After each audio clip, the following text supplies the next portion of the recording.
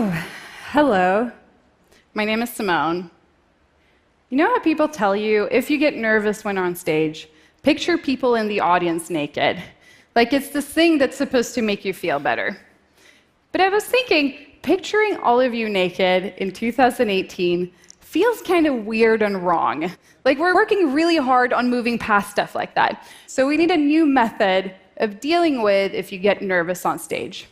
And I realized that what I'd really like is that I can look at you as much as you're looking at me, just to even things out a little bit. So if I had way more eyeballs, then we'd all be really comfortable, right? So in preparation for this talk, I made myself a shirt.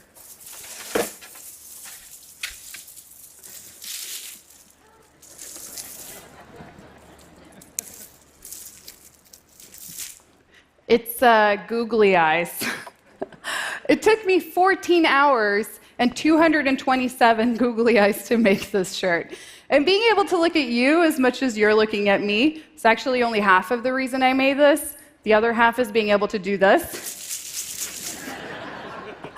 So I do a lot of things like this. I see a problem and I invent some sort of solution to it. For example, brushing your teeth. It's this thing we all have to do. It's kind of boring, and nobody really likes it. If there were any 70-year-olds in the audience, they'd be like, yes! So what about if you had a machine that could do it for you?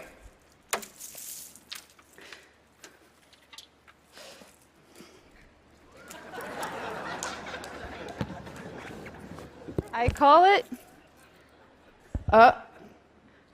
the toothbrush helmet.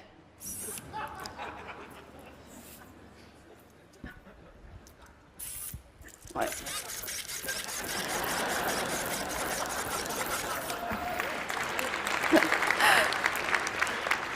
So my toothbrush helmet is recommended by 0 out of 10 dentists, and it definitely did not revolutionize the world of dentistry, but it did completely change my life. Because I finished making this toothbrush helmet 3 years ago, and after I finished making it, I went into my living room, and I put up a camera, and I filmed a 7-second clip of it working. And by now, this is a pretty standard modern-day fairy tale of girl posting on the internet takes the girl by storm, thousands of men voyage into the comment sections to ask for her hand in marriage. She ignores all of them, starts a YouTube channel, and keeps on building robots. Since then, I've carved out this little niche for myself on the internet as an inventor of useless machines. Because as we all know, the easiest way to be at the top of your field is to choose a very small field.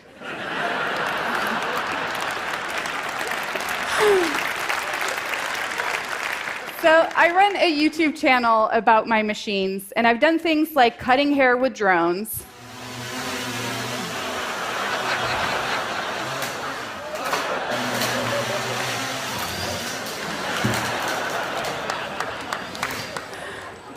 to a machine that helps me wake up in the morning,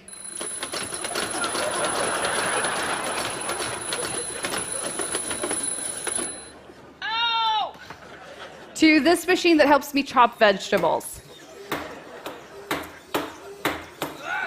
I'm not an engineer. I did not study engineering in school, but I was a super ambitious student growing up. In middle school and high school, I had straight A's, and I graduated at the top of my year. On the flip side of that, I struggled with very severe performance anxiety. Here's an email I sent to my brother around that time. You won't understand how difficult it is for me to tell you, to confess this. I'm so freaking embarrassed. I don't want people to think that I'm stupid. Now I'm starting to cry too. Damn. And no, I did not accidentally burn our parents' house down. The thing I'm writing about in the email, and the thing I'm so upset about, is that I got a B on a math test. So something obviously happened between here and here.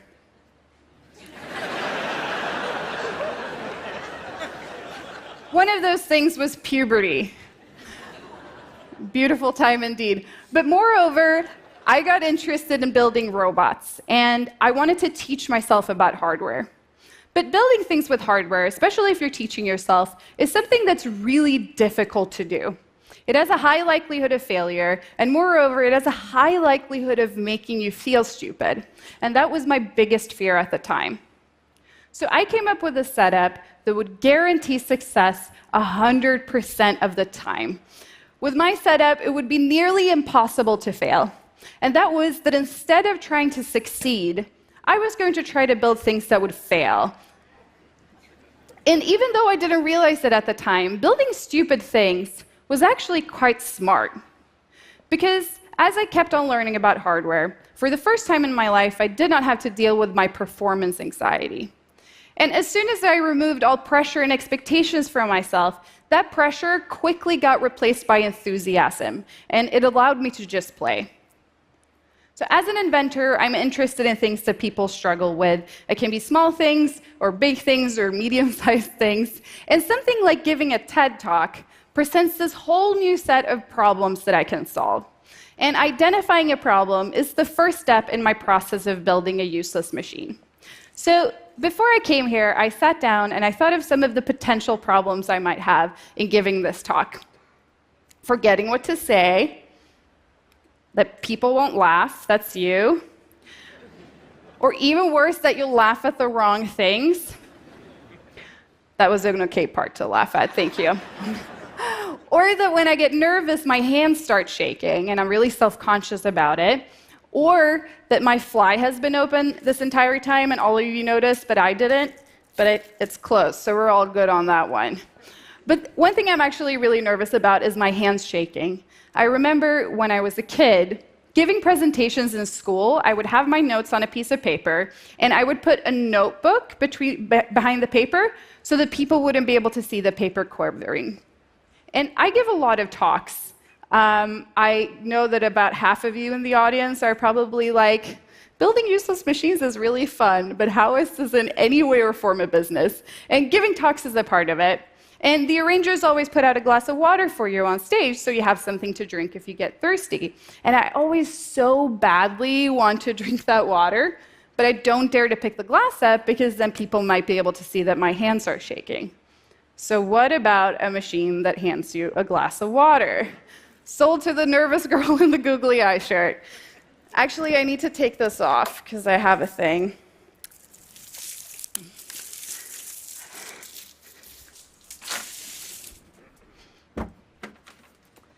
Oh.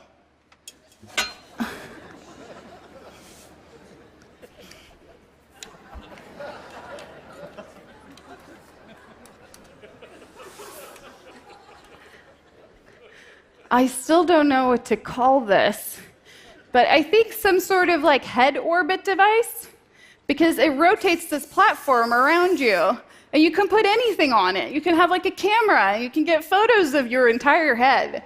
Like it's a very versatile machine. Okay, and you can put some snacks on it, for example, if you want to. Have some popcorn here. You just put a little bit like that. And you want to, there's some sacrifices for science, just some popcorn falling on the floor. Let's do the long way around. And then you have a little hand. You need to adjust the height of it, and you just do it by shrugging. As a little hand.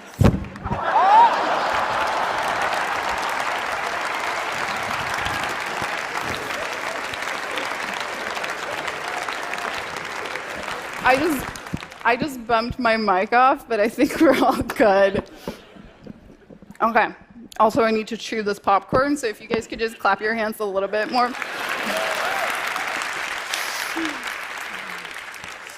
Okay, so it's like your own little personal solar system, because I'm a millennial, so I want everything to evolve around me. Back to the glass of water. That's what we're here for. So I promise. It doesn't have any water in it, I'm sorry. But I still need to work on this machine a little bit because I still need to pick up the glass and put it on the platform. But if your hands are shaking a little bit, nobody's going to notice because you're wearing a very mesmerizing piece of equipment. So we're all good. Okay.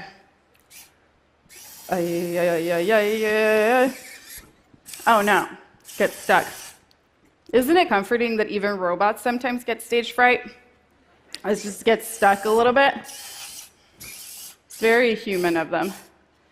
Oh wait, let's go back a little bit, and then, what? Isn't it a beautiful time to be alive?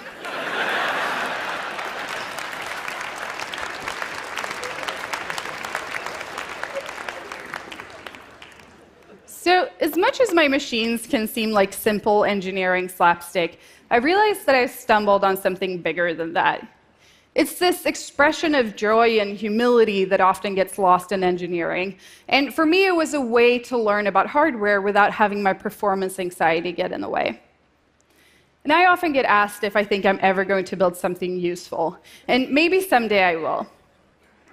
But the way I see it, I already have, because I've built myself this job. And it's something that I could never have planned for, or that I could...